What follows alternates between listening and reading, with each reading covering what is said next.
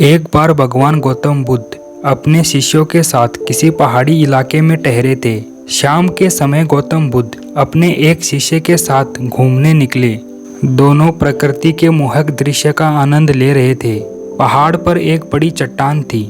विशाल और मजबूत चट्टान को देखकर शिष्य के मन में उत्सुकता जागी।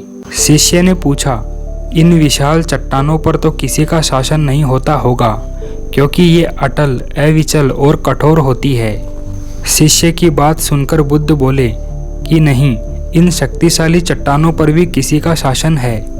लोहे के प्रहार से इन चट्टानों के भी टुकड़े टुकड़े हो जाते हैं। इस पर शिष्य बोला, तब तो लोहा सर्वशक्तिशाली हुआ।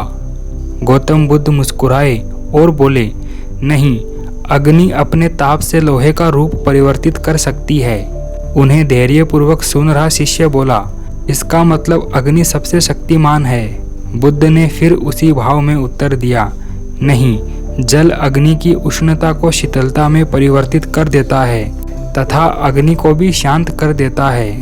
अब शिष्य सोच में पड़ गया। शिष्य का चेहरा देखकर बुद्ध समझ गए कि उसकी जिज्ञासा अब भी पूरी तरह शांत नहीं हुई है। शिष्य ने फिर सवाल किया कि आखिर जल पर किसका शासन है।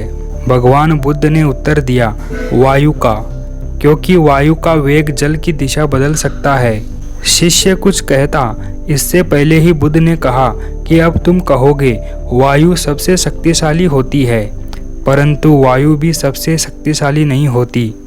सबसे शक्तिशाली है मनुष्य की संकल्प शक्ति, क्योंकि इसी से पृथ्वी, जल, वायु, अग्नि सभी को नियंत्रित किया जा सकता है। जीवन में कोई भी महत्वपूर्ण कार्य संकल्प शक्ति के बगैर असंभव है।